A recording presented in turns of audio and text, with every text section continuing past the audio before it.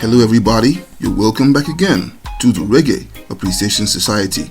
Though Bob Marley emerged as reggae's global ambassador by the middle to late 1970s, his ascendance to becoming the face of that genre was courtesy of the road paved by a number of artists who introduced the art form to the world before he came along.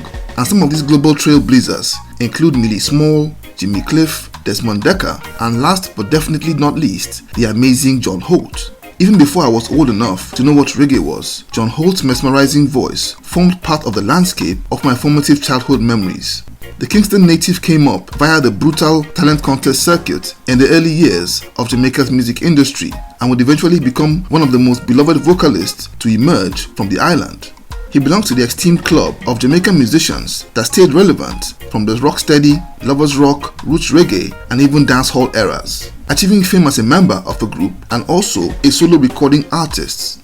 Aside from hundreds of timeless classics, John Holt unleashed many great songs that many people don't know were actually his. Personally, I didn't know for a long time that US rock band Blondie's smash hit The Tide Is High was written and originally done by John Holt.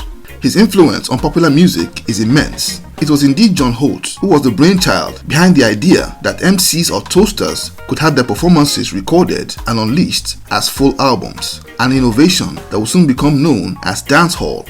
There's so much that needs to be told about this great man, so without further ado, let's take a look at the untold story of the great John Holt. He was born John Kenneth Holt on the 11th of July 1947 in the Greenwich Farm area of Kingston, Jamaica. He attended the Calabar High School in Kingston and grew up exposed to the island's vibrant culture and musical scene, quickly acquiring a great love for music. He was close friends with other future Jamaican icons like Tommy Cowan, Jackie Edwards, and Owen Gray, who all also loved music. And one day while playing in their neighborhood in 1958, they found an old piano that had been abandoned in an old rundown shed.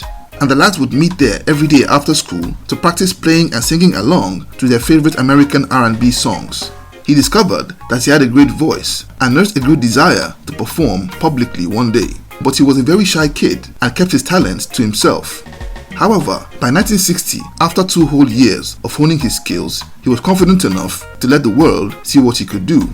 That was the era when most Jamaican singers of his own generation came into the public's eye through the island's talent show circuit. And at the age of 12, he made his first attempt at one of such in Kingston. It would be a tough start for the boy, as the audience would throw orange peels and banana skins at him on many occasions, before eventually he honed his craft even more and found his rhythm, and slowly began to win over crowds. His breakthrough finally came after 4 years, when he enrolled at and won first prize at the popular Via John's Opportunity Hour that was held at the Majestic Theatre in Kingston. And he caused grown-ups in the audience to burst into tears when he sang his rendition of the song Sometimes I Cry When I Feel Lonely by American country singer Gene Thomas. The Via John's Talent Contest was broadcast live on radio and would send John Holt into national acclaim. And by the end of 1963, he had won 28 talent contests, defeating his peer Jimmy Cliff on many occasions. His reputation as a hot new singer caught the attention of a then upcoming producer Leslie Kong, who approached John to record the songs that would be his first singles. Kong took him to Jamaica's first recording studio in Federal Records, and the result of their sessions were the songs Forever I'll Stay and I Cried a Tear that was released on the then new Beverly Records label. That release became a moderate hit, but back then in early 1960s Jamaica, vocal harmony groups were the in thing rather than solo singers like him. So he would team up in that period with the great Alton Ellis, and they would record a couple of songs as a duo over at Coxsone Dodd's Studio One. And John would even do a few solo songs of his own before leaving the arrangement due to issues with Dodd over money. In 1964, he joined a vocal trio called the Binders, and John became the 4th member of that team, which had Bob Andy, Tyrone Evans, and Junior Menz. But soon after, Bob Andy left the group to pursue a solo career, leaving John as a new lead singer. Now a trio, they changed their name to the Paragons, and that name change would signal a new energy as the trio quickly began to make their mark on the musical scene, emerging as leading lights on the nightclub and hotel circuits, with John as lead singer and composer of all their music. After recording a few songs with Coxsone Dodd, the Paragons began a close relationship with Coxsone Dodd's main rival, Duke Reid, of Treasure Isle Records in 1966. That was the dawn of the Rocksteady era, and the Paragons would slot right in seamlessly in that scene. Their first album, On the Beach, became a Rocksteady classic with 10 beautiful tracks, including the song The Tide is High that became one of their best known until date. They would record a slew of well-performing singles over the next 3 years, but as is often the case with Jamaican acts in that era, the guys weren't seeing much money despite all the hits. By 1970, both of John's groupmates had moved to America in search of greener pastures, and John was again left as a solo artist. But this time, he slipped seamlessly into his solo existence and would thrive immediately. He released a slew of hit singles, including Alibaba, A Love I Can Feel, and Stick By Me for various producers, as well as his solo debut album, A Love I Can Feel, in 1970 under Studio One's imprint. It was that period that John would attend a dance in Kingston, where a red-hot toaster called Uroy was performing one night, and after he watched that DJ in action, he was so impressed that immediately he got the idea for Uroy's toasting to be recorded and put to wax as a single, and he would take the idea back to Duke Reid. And the producer sent for Uroy to talk about it, and in no time, a deal was agreed for Treasure Isle Records to record and release Uroy's toasting as singles and eventually an album. It was the first time that a toaster would bag a record deal, and Uroy's first singles, Wake the Town, Rule the Nation, and Wear You to the Ball, which incidentally was the cover of a Paragons track, would all go to number 1 on the Jamaican charts before the end of 1970, a trend and innovation that eventually became the subgenre of reggae known as dancehall, and he would unleash his second album in 1971's self-titled Holt. By 1972, he was among one of Jamaica's hottest solo artists and vocalists, all thanks to a string of hit tracks.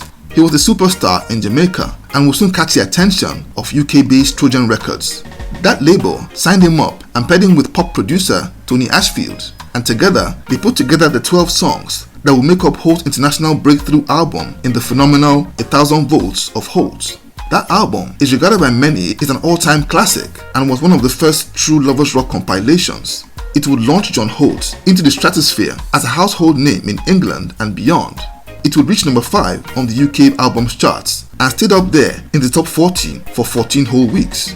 John put out 2 more albums for Trojan Records before releasing a slew of albums for various producers. And since the beginning of his career, his music had always been centered around love songs. But by the start of the 1980s, he began to move into more radical Rastafarian territory. The song The Tide is High, which he had written and performed with the Paragons in 1967, was covered by American rock band Blondie in 1980 and became a smash international hit that would go up to number 1 in America and the UK. And this would bring John even more international acclaim. But rather than cash in on that route of love songs, he chose to toughen up his sound and began to work with dancehall producer Henry John Joe Laws on more edgy material.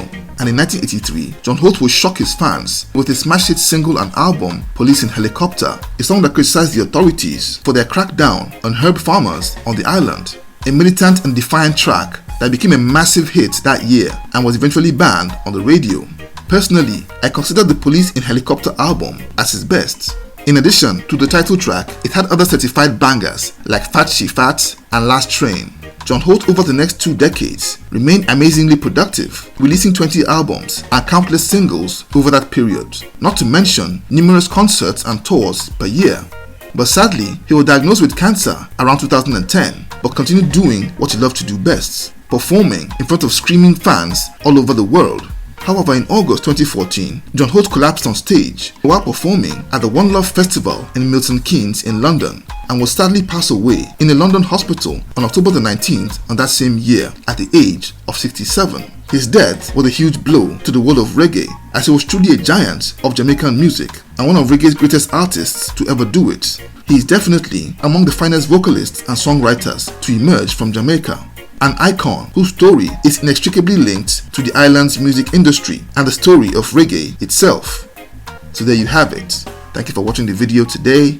Please leave a like, subscribe, and until next time, Jah bless.